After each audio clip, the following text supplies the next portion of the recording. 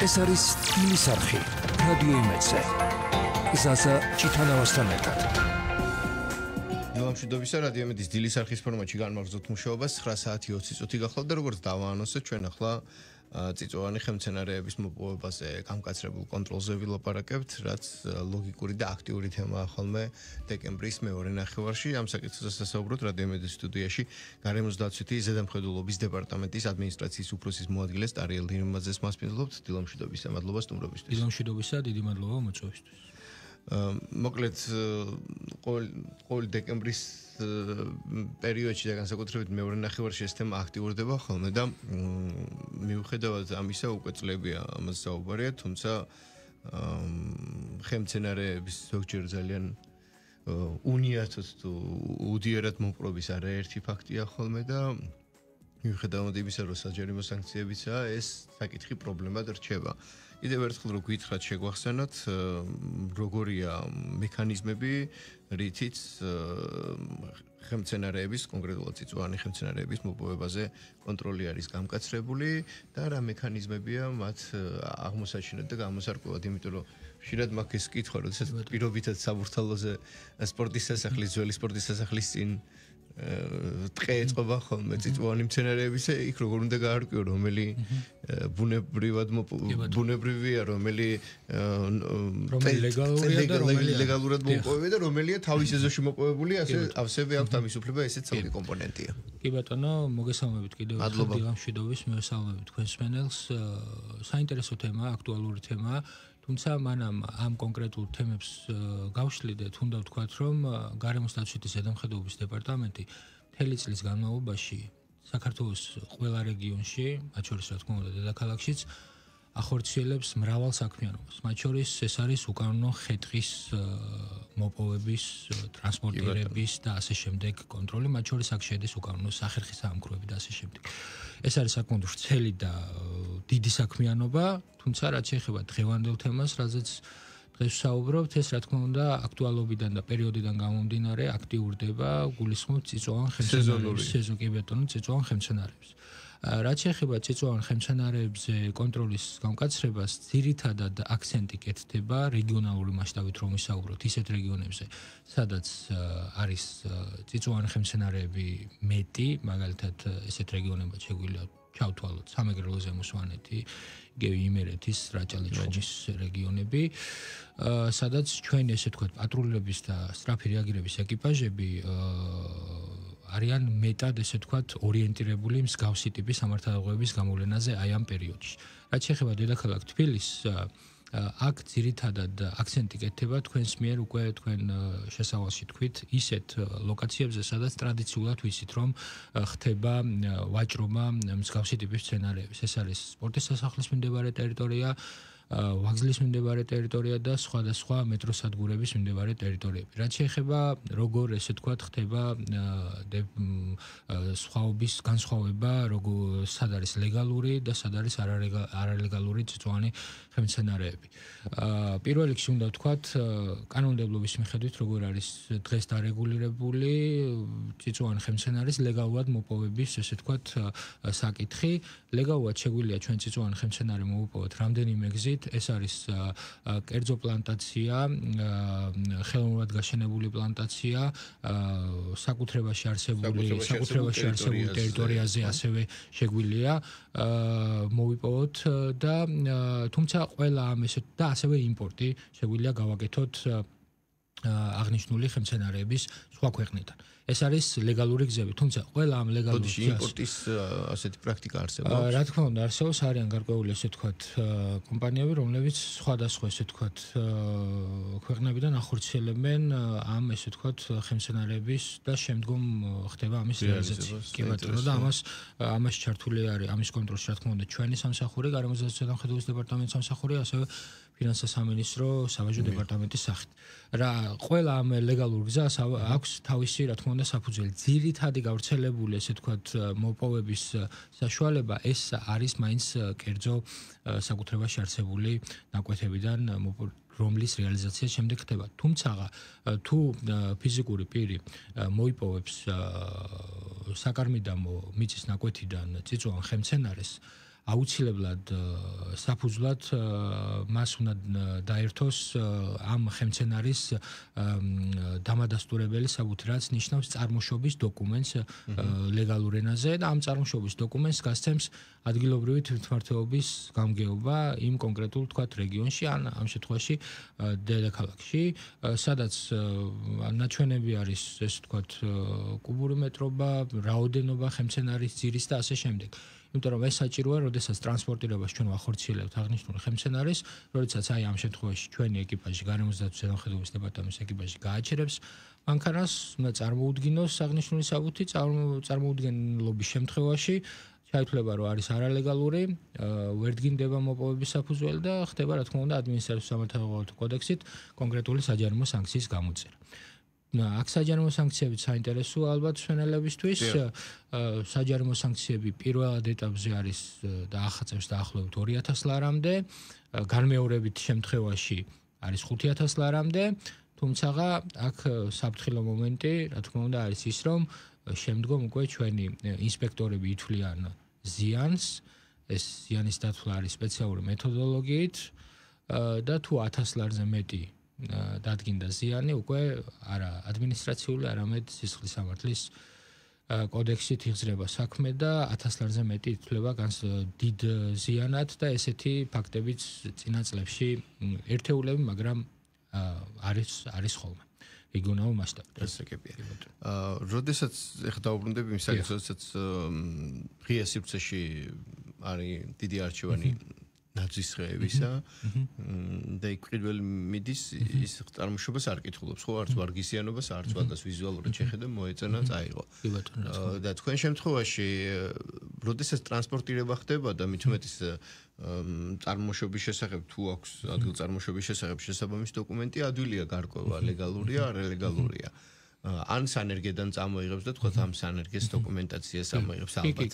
ხო, ნუ ეს ადვილია, მაგრამ როდესაც უკვე იქ ყიდიან და საბითუმოდან საცალო ვაჭრობას გადადიან, იქ გარჩევა როგორ ხდება, რომელი ლეგალური არის და რომელი არალეგალური, ხეს ხო არ აწერია?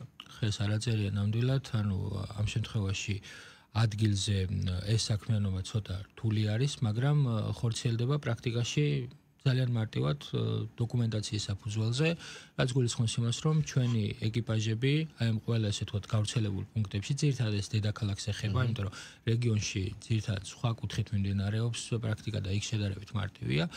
ამ კუთხით ზედამხედველობის წარმოება ყველა ესე თქვათ ამ გავრცელებულ პუნქტს ყავს მისი ესე თქვათ ხელმძღვანელი დავარქვათ, რომელიც ახორციელებს იქ რეალიზაციას, ანუ რეალიზატორი დავარქვათ ამ შემთხვევაში. რეალიზატორს უნდა ჰქონდეს კონკრეტული ესე თქვათ დოკუმენტაცია ლეგალური, იქნება ეს სანერგედან, იქნება ეს საკარმიდამოდან, თუ იქნება ეს იმპორტირებული საქონელი. შესაბამისად ამ ესე თქვათ საბუთებში არის შესაბამისი ინფორმაცია.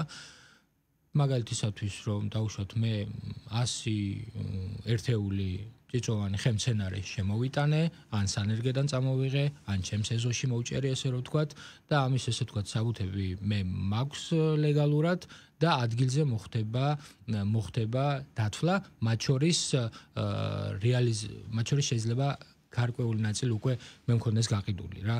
იმიტომ რომ იქ მე არ შევინიშნავს, არც ერთხელ არ ვიცი, შეიძლება მე არ შევინიშნავს, ვინმეს ქონდეს ტერმინალი ან აპარატი და ჩეკი ამოარტყას, მოიტანა 100 ძირი ნაძვის ხე ლეგალურად და 100-დან პირობითად 80 გაყიდე და აგერ 20 აქვს, ახლა ამას წარუდგენს თქვენ წარმოადგენს გონია რომ ურთულდება თქვენ წარმოადგენლებს ამის დადგენა და ურთულდებათ რა თქმა უნდა რაც ეხება ტერმინალის არსებობას და ჩეკის ესე თქვა არა ესეც არა მესმით ესეც ერთ-ერთი კონტროლის საფუძველია უბრალოდ ჩვენ აქ ფინანსურ ნაწილში არ შედივართ ჩვენი კომპეტენცია არის ძალიან მარტივად რომ ავხსნათ არსებობს რეალიზატორი რომელიც ძალიან გასაგებენაზე მსმენელმაც რომ წარმარტივად აღიქვას დგას სასახლესთან და ახორციელებს რეალიზაციას კონკრეტული რაოდენობის ხეებს.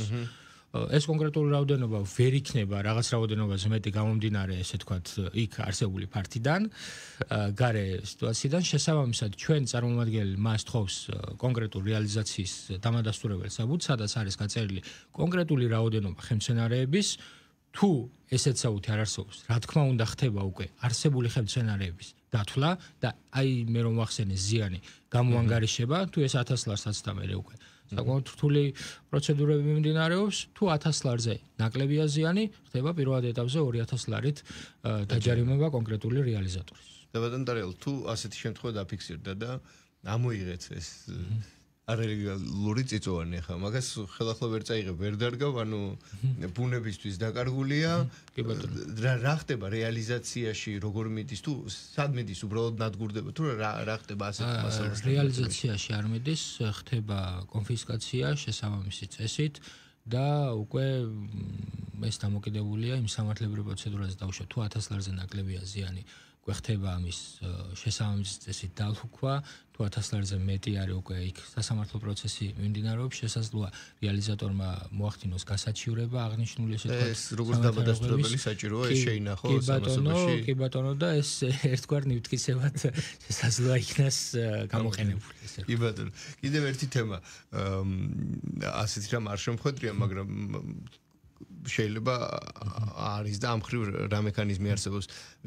ვიღაცა მივიდა და პირობითად ისე სპორტის სასახლესთან იყიდა ნაძვის ხე 2 ან 3 და მიაქვს ვიღაცისთვის საჩუქრად. იქაც არ მქონია შემთხვევა რომ რამე საფუძი მოეცეთ რომ ეს ლეგალური ნაძვის ხე მიგაქვს შენ სახლში და სერტიფიცირებულია, ხო? არ არის ასეთი რამე.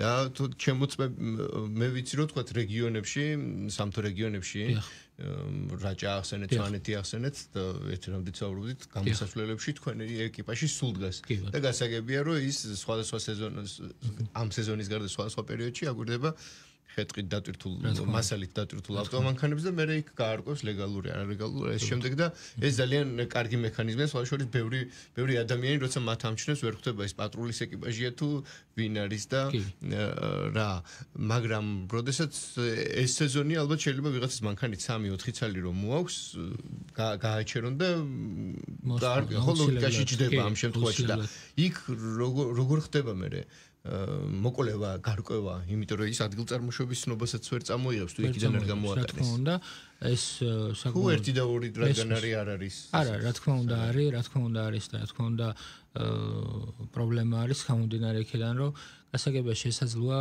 მოქალაქეს, ანუ ამ კუთხით ჩვენ რა თქმა უნდა მუშაობთ წლების განმავლობაში, რომ მოქალაქეების ინფორმაციულობის დონე ზოგადად გარემოსდაცვითი საკითხებთან მიმართებით აიწიოს და ეს პროგრესი ამ პროგრესს მე ბოლო წლების განმავლობაში ვხედავ, კი. თუმცა მესმის რომ რიგითმა მოქალაქემ შესაძლოა მივიდეს სპორტის სასახლესთან ან სხვა მდებარე ტერიტორიასთან შეიძინოს რამდენიმე მცენარე, მას არ აქვს ინფორმაცია რომ ტრანსპორტირებას როცა განახორციელებს, შესაძლოა ჩვენმა ეკიპაჟმა გააჩეროს მოსთხოვოს აღნიშნული საბუთი, რა თქმა უნდა მას არანაირი საბუთი არ ექნება და ამაზე არც ინფორმაცია ამაზე არც ვიფიქრებს კი, არც იფიქრებს და დაჯარიმდეს და აუცილებლად დაჯარიმდება. მაგრამ მეორე მხარეა ის, რომ ძირითად მომენტებში განსაკუთრებით ეს ეხება რეგიონებს, შესაძლოა თბილისში ესეთი შემთხვევები მეტი იყოს. რეგიონებში ძირითად ამ კუთხით მეტია ინფორმაცია ვიდრე დედაქალაქში. რაც არ უნდა გასაკვირი იყოს, მაგრამ ჩვენ პრინციპში ლოგიკაში ჯდება, იმიტომ რომ ბუნებასთან უფრო ახლოს არიან და ეს მექანიზმები უფრო იციან ვიდრე ქალაქში. კი ბატონო, კი ბატონო და სამწუხაროდ შეიძლება ასე იყოს თუ საბედნიეროდ არ და იქ ხშირ შემთხვევაში ესეთი ტიპის სამართალდარღვევები ძირითადად ფიზიკურ პირებზეა საუბარი, ნაკლებია. ანუ ძირითადი სამართალდარღვევები ამ თვალსაზრისით უფრო ეხება იურიდიულ პირებს, კომპანიებს, რომლებიც გარკვეულწილად აი ამ ლეგალურ დოკუმენტაციაში რაღაც გადაცემები არის ხოლმე და ამ კუთხით ჯარიმდებიან. თუმცა რა თქმა უნდა ფიზიკურ პირებსაც ეხება ეს სანქციები და ამ სტატისტიკას ჩვენ უკვე როცა ეს პერიოდი ჩავლის, რა თქმა უნდა ოფიციალურად ვაქვეყნებთ ხოლმე და პერიოდულად ვაქვეყნებთ რა ესე თქვა სამართალდარღვევებს ქონდა ადგილი. ეს გამომდინარე იქიდან არის სეზონური შედარებით მოკლევადაშია, თუმცა ხეტყის როგორც ასეთი კონტროლი არის იმხელა ანუ იმდენად დიდი თემა, რომ წლის განმავლობაში ამ კუთხით თუ დაუშვათ დაინტერესებულია მოქალაქე ან იგივე ჟურნალისტი, ჩვენს ეს თქვათ საინფორმაციო ველებს შეუძლია მიადენოს თვალი და რეგიონის მიხედვით დაუშვათ რამხელა ციფრები გვაქვს გამოვლინების უკანონო ხეტყის ტრანსპორტირების, უკანონო სახერხის საამქროების და ასე შემდეგ, რაც ცხადია ბევრად უფრო დიდი ზიანის მომტანია გარემოსთვის, ვიდრე ამ პატარა პერიოდში წიწვოვანი ხელმძენარეების არალეგალურად მოპოვება. ყველაზე კარგი და იმედის მომცემი ის ვთქვით, რომ სტატისტიკა აჩვენებს ბოლო პერიოდში, რომ ამ მსგავსი დაჯარიმებები და ფაქტები მცირდება. ეს ტენდენცია საგულისხმოა, იმიტომ რომ შეიძლება და არ გამოვრიცხავ ყოფილა ალბათ ისეთი დეკემბერი და წინა საახალწლო პერიოდი, როდესაც შეიძლება ნახევარი წლის უკანონოდ გამოვლენილი ხე-ტყის მასალის ჯამური რაოდენობა აქ კი რა თქმა უნდა. თავარი სათქმელი და თავარი ესე თქვათ აქცენტი იგივე გარემოსდაცვის ზედამხედველობის დეპარტამენტის და ზოგადად გარემოსდაცვითი პოლიტიკის სახელმწიფოებრივი მიდგომა არის ნებისმიერ სფეროში, არა მხოლოდ წიწვოვანის, არა მხოლოდ ხე-ტყის. არის ის, რომ არა მოქალაქის სანქცირება და დაჯარიმება, არამედ კონკრეტული სამართალდროების პრევენცია, შემცირება აღნიშნული ფაქტების და საზოგადოების წლიდან წლამდე ინფორმაციულობის გაზრდა გარემოსდაცვით საკითხებთან დაკავშირებით, რაც საბოლოო ჯამში გრძელვადიან პერსპექტივაში მოგცემს ძალიან კარგ შედეგს. კი ბატონო, ეს ერთია უკანონოდ მოპოვება და თქვენ მიერ ამის გამოვლენა, მაგრამ ახალი წლის შემდეგ მეორეა უკვე სახში დადგმული და ნაძვისხედ გამოყენებული ხეების შემდეგ განადგურება, ვინ ანადგურებს ალბათ არა, უბრალოდ მოსროლა. და ეს კიდე ცალკე თემაა თქვენ კომპეტენციას, ეს სცილდება.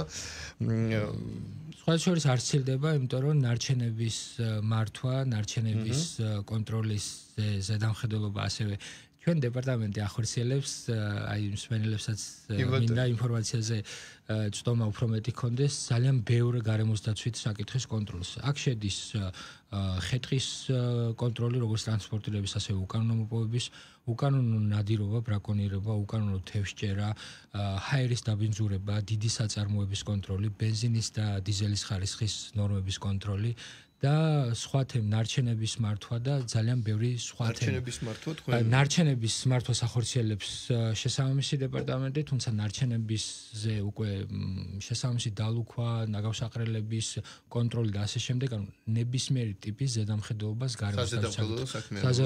საზედამხედველო საქმიანობას და კონტროლის გარემოსდაცვის ზედამხედველობის დეპარტამენტი ნებისმიერ სფეროზე ზედამხედველობას ვახორციელებ ჩვენ, ასე რომ გამომდინარე იქიდან რომ არის ძალიან დიდი სფერო, რესურსებით შედარებით არის შეზღუდული, ვცდილობთ რომ მაქსიმალურად პრიორიტეტულ საკითხებზე გადანაწილდეს ეს რესურსი. წარმატებებს გისურვებთ და ბოლო პერიოდში მე ვფიქრობ, რომ ეს ტენდენცია ყველაზე კარგია, როდესაც სანერგეებიდან შედარებით მინიატურული ნაძვის ხეებია თავისი მიწით, რომელიც ერთჯერადი არ არის, ასე ვთქვათ, და ამისთვის არ იჭრება და საახალწლო ნაძვის ხედ მორთულ ნაძვის ხედ გამოყენების შემდეგ იგი ჩვეულებრივად შეიძლება დაიტოვონ ეზოში თუ აივანზე და გააგრძელოს ცხოვრება ამ დეკორატიულმა ნაძვის ხემ. ალბათ ყველაზე კარგი საშუალებაა. რა თქმა უნდა. მადლობა კიდევ ერთხელ სტუმრობისთვის, იმისთვის რომ შეგვახსენეთ თუ რა ტიპის კონტროლის მექანიზმებია და ჯარიმისა წიწვოვანი ხემცენარეების უკანონოდ მოპოვებასთან დაკავშირებით. ჩვენი დიალოგი აიტვირთება რადიო ემდის Facebook გვერდზე 9 საათი